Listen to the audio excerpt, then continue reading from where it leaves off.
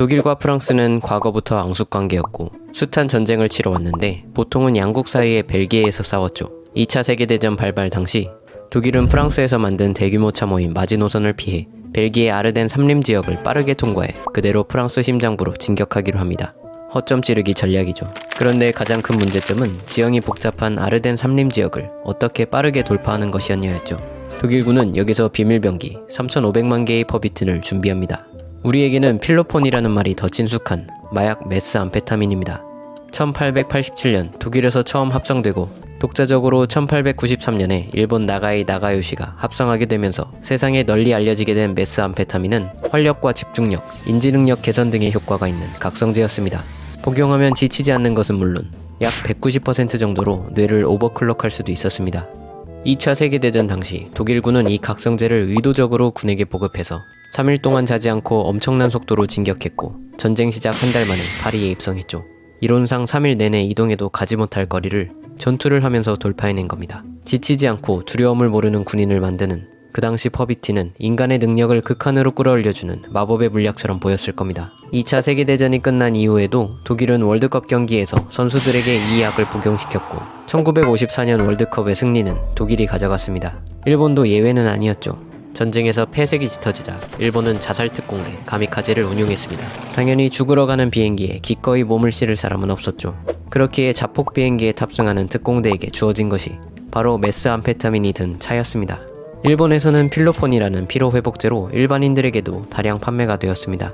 필로폰은 일시적으로 인간의 능력을 크게 향상시켜주지만 그 후에 몰려오는 부작용은 아주 심각했습니다. 그래서 전쟁이 끝난 후 일본에서 필로폰을 단속하기 시작하는데 천연 마약과 달리 실험실에서 꽤 간단하게 합성할 수 있었기에 1970, 80년대 우리나라 부산에서 제조돼 일본으로 밀수출되기도 했죠. 그러다 일본에서 필로폰에 더 강력한 제재를 가하자 그 마약은 우리나라에서도 많이 유통되기 시작합니다. 그래서 주로 코카인이나 대마초 복용이 대세였던 외국과 달리 우리나라는 필로폰 복용자가 많았던 것이죠. 메스암페타민은 왜 중독성이 강하고 위험할까요? 먼저 도파민에 대해 알아야 합니다. 도파민이야말로 우리가 살아가는 이유 그 자체, 우리 몸이 스스로 만들어내고 중독되는 마약이라고 할 수 있습니다. 우린 게임을 하고 초콜릿을 먹고 재밌는 영화를 보는 등 다양한 활동을 하는데 결국 우리 활동 모두는 도파민이라는 보상을 받기 위한 것이죠. 도파민이 분비되면 쾌락이 느껴지고 두뇌 활동이 향상되어 인내심, 집중력 등이 높아지죠. 그렇다면 도파민을 합성해서 밥처럼 퍼먹으면 우린 행복해질까요? 우리 몸은 스스로를 일정한 상태로 유지하는 항상성을 가지고 있습니다. 외계 물질이 들어오면 대부분 소화해서 배설해버립니다. 엄청난 양의 도파민을 먹어서 그 일부가 뇌로 간다고 해도 또 하나의 마지노선을 돌파해야 하는데 그건 바로 혈뇌장벽입니다. 도파민은 혈뇌장벽을 통과하지 못합니다. 결국 도파민을 아무리 먹어도 우리를 기분 좋게 할 순 없죠. 이것은 메스암페타민의 화학 구조입니다. 도파민과 많이 닮았습니다. 이게 뇌 안에 들어가면 도파민의 역할을 할 수가 있죠. 수용성인 도파민과 다르게 지용성인 메스암페타민은 혈뇌 장벽을 아주 잘 통과합니다. 그래서 이걸 복용하면 우리가 자연적으로 가지는 도파민의 양을 아득히 넘어 최대 1200%의 유사 도파민이 뇌 속으로 대량 보급됩니다. 갑자기 활력이 넘치고 행복해지고 인지 능력도 향상됩니다. 뭘 하지 않아도 유사 도파민이 충분하기에 굳이 먹고 자지 않아도 별로 상관이 없습니다.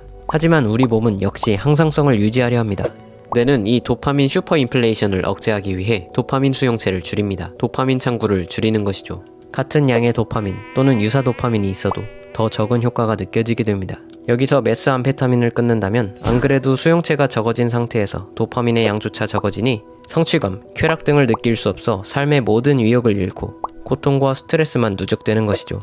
결국 우울증, 자살 충동 등을 느끼게 됩니다. 이미 한번 엄청난 양의 도파민에 노출되었기 때문에 이제 어떤 일에도 흥미를 느끼지 못합니다.